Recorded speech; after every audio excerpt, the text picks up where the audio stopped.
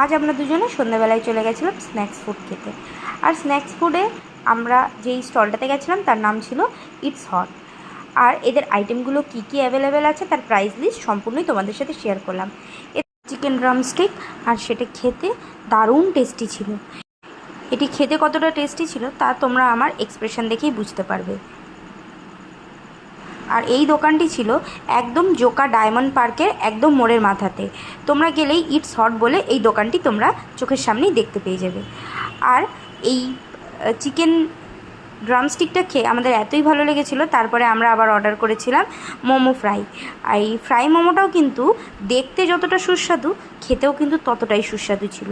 আর মোমোর লেয়ারটাও ছিল এক্কেবারে পাতলা, যার জন্য এই মোমোগুলো খেতে আরও বেশি টেস্টি লাগে।